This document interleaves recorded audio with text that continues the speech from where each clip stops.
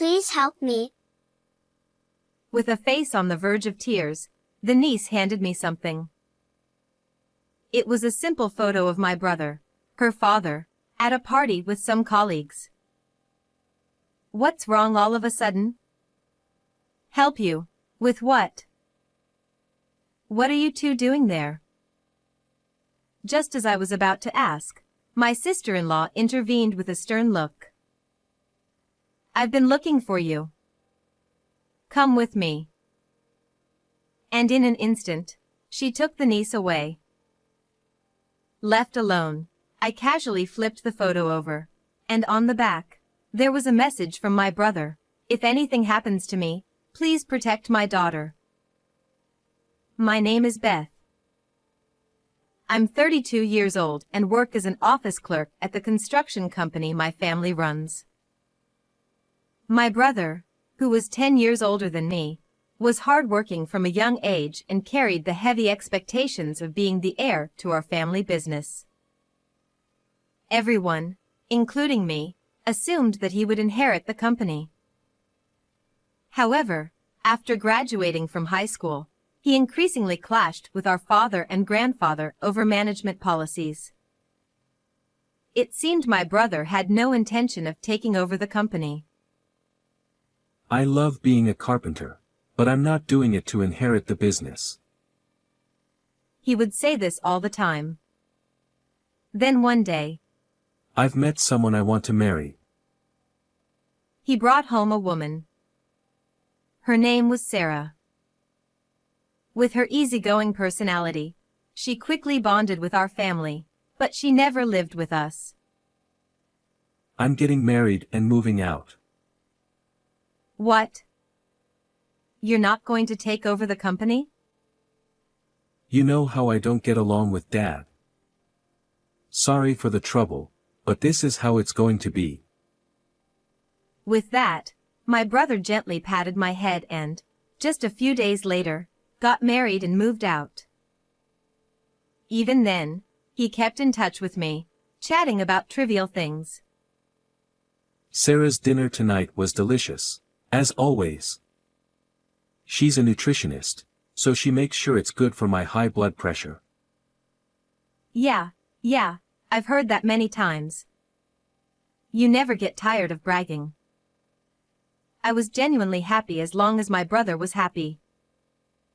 A few years after they got married, my niece Summer was born. From then on, I would occasionally meet with my brother and his wife. They seemed very happy, and their daughter grew up loved by both of them. When the niece turned 10, talks of mending our family's relationship with my brother began. If we could laugh together as a family again, nothing would make me happier. But that wish was never granted. One day, while I was working as usual, my sister-in-law called me, which was unusual. Normally, I would hear from my brother, not her. Puzzled, I answered the phone immediately. Hello, Sarah? Oh, Beth. What's going on? It's rare for you to call. Listen calmly. Your brother, he fell from a scaffold while working and was taken to the hospital. It seems he slipped because of the rain. The news was so sudden. It felt like time had stopped, and my mind went blank. I quickly called my parents, who were also at work, and we rushed to the hospital in the pouring rain. When we entered the hospital room, led by a nurse, there was my brother, his skin pale. Seeing him like that made the phone call's content suddenly feel real, and I collapsed to the floor. Brother. The voice that escaped me was so faint, it surprised even me, and the overwhelming sadness only grew stronger. Next to the bed, my sister-in-law cried loudly, not caring who was watching, like the heroine of a tragedy. Her intense sobbing made my tears dry up, and I just stared at her. But for some reason, her behavior seemed off. And next to her, the niece, with a pale face, trembled as if scared, without shedding a tear. Are you okay? She didn't respond, possibly in shock from losing her father. After the wake at our house, while the family was mourning, I quietly cried alone in a deserted corner of the porch. The photo of my brother used for the memorial had been taken recently. He looked a bit worn out, but had a peaceful expression. Did my brother lead a happy life? As I thought about this, the niece's face came to mind. When I last spoke to him, my doting brother joyfully told me about taking his daughter to amusement parks and zoos. The niece must be devastated by her father's death too. Thinking about her feelings, tears welled up again, but then a familiar voice called out to me. Aunt. There she was, with tears brimming in her eyes. Summer? Oh, what's wrong? I wiped my tears and asked, trying to stay calm. Aunt, help me. I'm going to be killed too. What? I couldn't quite catch her words, and as I tried to ask again, she bit her lip and handed me something. Daddy told me to give this to Aunt Beth if anything happened to him.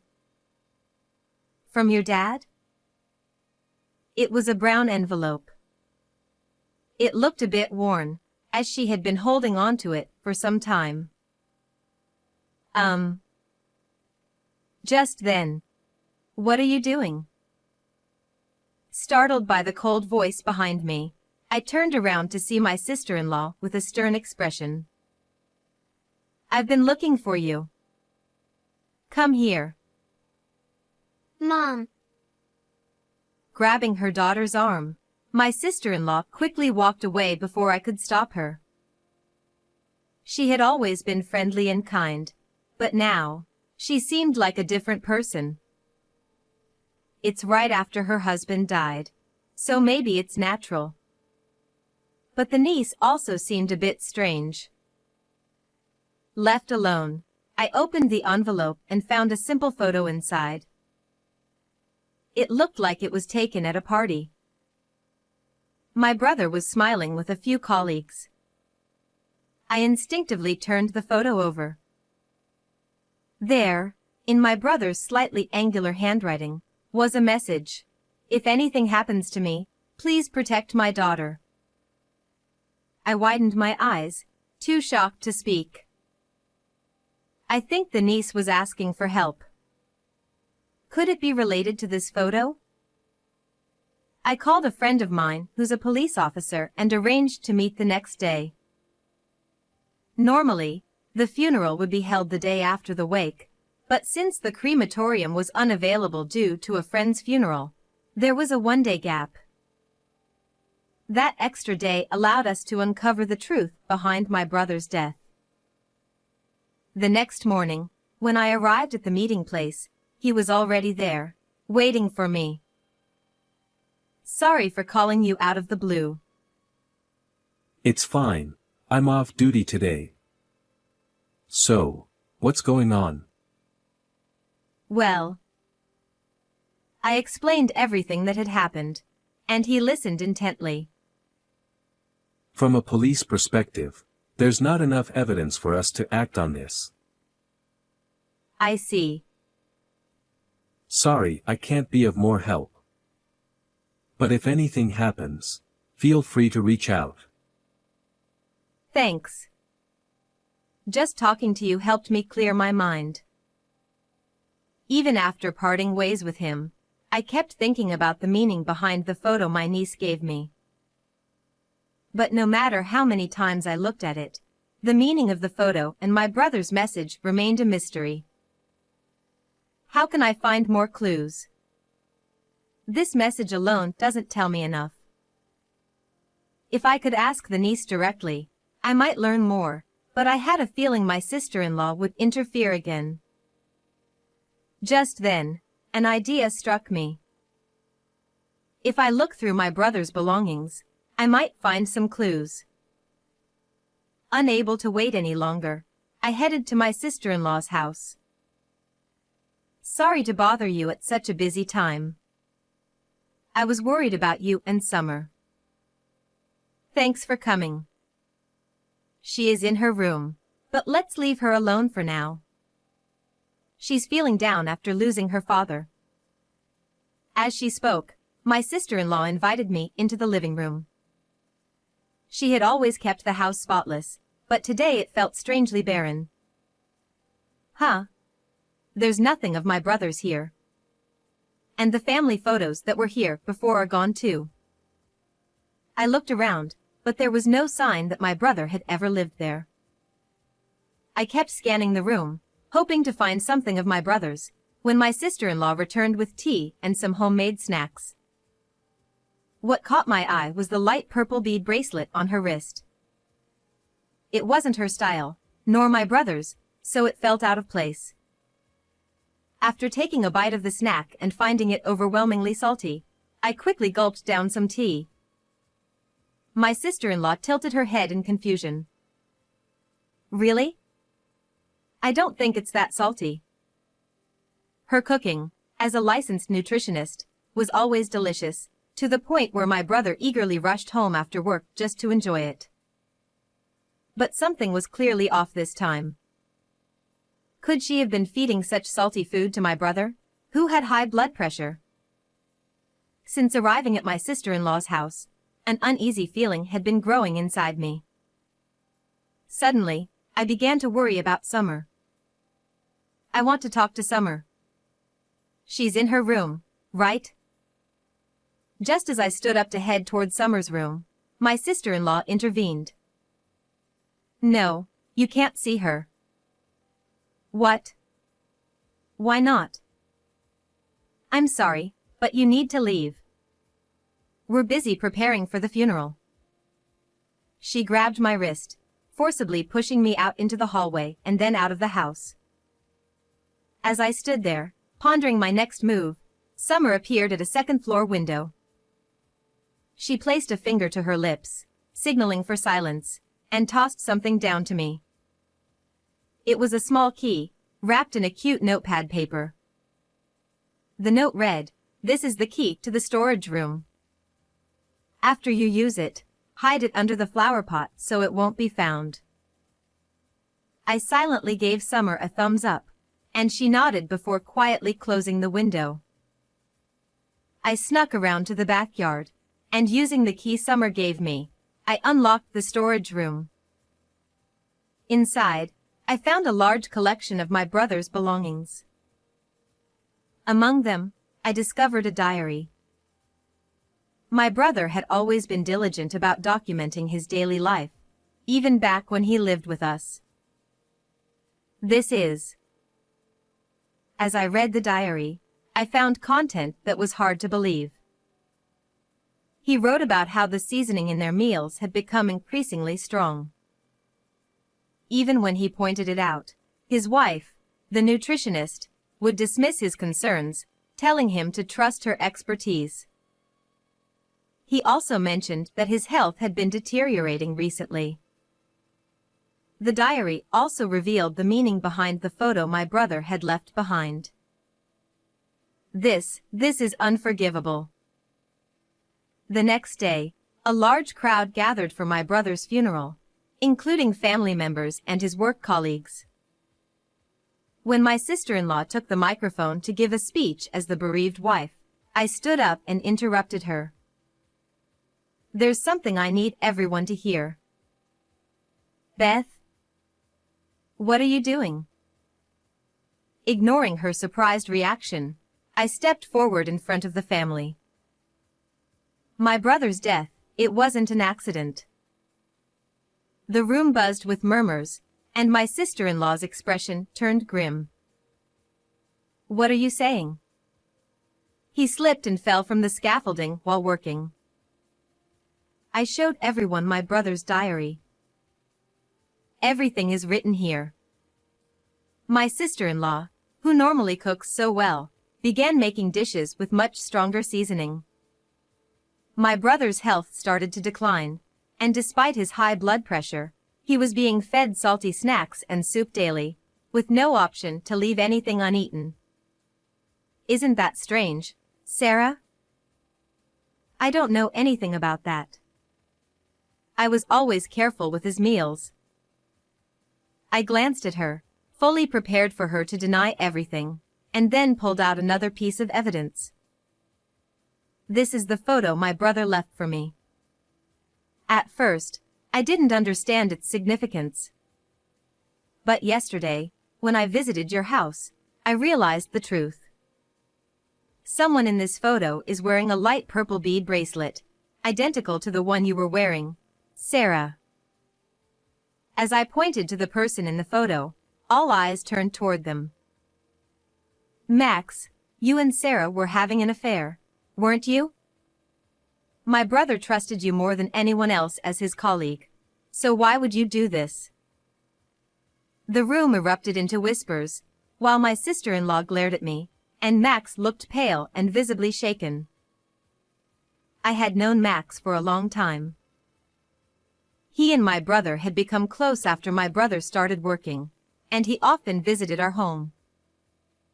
I could see the same bracelet on Max's wrist, the one that matched my sister-in-law's. My brother must have been deeply conflicted, knowing that the person he trusted the most was the one betraying him, and possibly even trying to take his life. That's why he couldn't bring himself to speak plainly and left this photo instead. As I spoke through tears, Max broke down, clutching his head. A diary and a bracelet aren't enough to prove an affair or that I had anything to do with his death. She lashed out in anger, but I had anticipated this and continued with more evidence. There's more. My brother checked Sarah's phone and saw emails between the two of you. In them, you discussed how to get rid of him because he was in the way of your relationship. That's nonsense. Is it? It wouldn't be hard to verify. At first, you considered using his high blood pressure to slowly poison him with salty foods, but it was taking too long. Desperate to be with Max, you asked him to stage an accident at the worksite, to push my brother from a height on a rainy day, and to say he simply slipped if anyone asked. Isn't that right? I never said that. It was all his idea. She pointed at Max, trying to shift the blame. Max shook his head in denial. Max, it was raining the day my brother died, wasn't it? Max nodded slightly. Normally, work would be halted on a rainy day, so why? It was just a drizzle, and the deadline was close, so she said we should go ahead. I thought it was an opportunity. My brother trusted you as a friend, right up to the end. I heard someone gulp audibly as Max turned to Summer and fell to his knees, bowing his head. I was led astray by her, and I've done something terrible. I'm truly sorry. Summer looked at him with sorrowful eyes as he continued to apologize, tears streaming down his face. Even then, my sister-in-law kept shouting. I didn't know anything. I'm not guilty. Will you submit the incriminating emails to the police? Max handed over his phone, and at that moment, my sister-in-law finally realized it was over. A police officer, a friend of my brother's who had attended the funeral, arrested them both, bringing them to justice. Afterward, they were given long sentences. Thanks to the efforts of the lawyer I hired, Summer was able to receive $100,000 from the Crime Victims Compensation Program, which helps victims' families regain peace in their lives. Although she was deeply affected by the incident and took time to recover, she eventually became more cheerful after being adopted by me. I vowed to give this child all the love that my brother would have. How did you find this story? Don't forget to subscribe to the channel. See you in the next video.